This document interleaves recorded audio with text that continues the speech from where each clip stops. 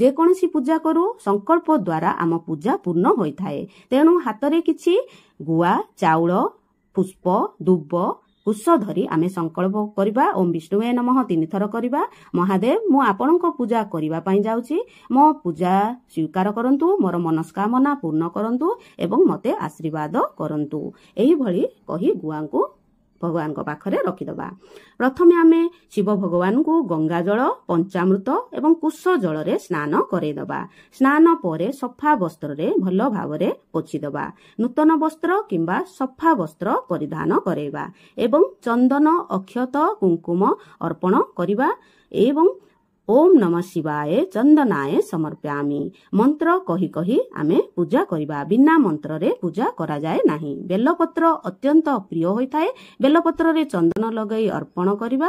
ତୁଳସୀ ଜଟା ଅର୍ପଣ କରିବା। ଧଳା ପୁଷ୍ପ ଅତ୍ୟନ୍ତ ପ୍ରିୟ ଏବଂ ସୁଗନ୍ଧ ପ୍ରିୟ ହୋଇଥାନ୍ତି। ତେଣୁ ଅତର ଅର୍ପଣ କରିବା। ଧଳା ପୁଷ୍ପ ଏବଂ ଗୋଲାପ ପୁଷ୍ପ ପ୍ରିୟ ହୋଇଥାଏ। ପଦ୍ମ ପୁଷ୍ପ ପ୍ରିୟ ଏବଂ ରୁଦ୍ରାକ୍ଷ ମଧ୍ୟ ପ୍ରିୟ ହୋଇଥାନ୍ତି। ଧୂପ ଦୀପ ଅର୍ପଣ କରିବା। ତାପରେ ଆମେ ସ୍ତୁତି ପଠନ କରିବା। ଶିବ ସ୍ତୁତି କିମ୍ବା ରୁଦ୍ରାଷ୍ଟକମ୍, ଶିବ ସହସ୍ର ନାମ, ବିଭିନ୍ନ ସ୍ତୁତି ଆମେ ପଠନ କରିପାରିବା।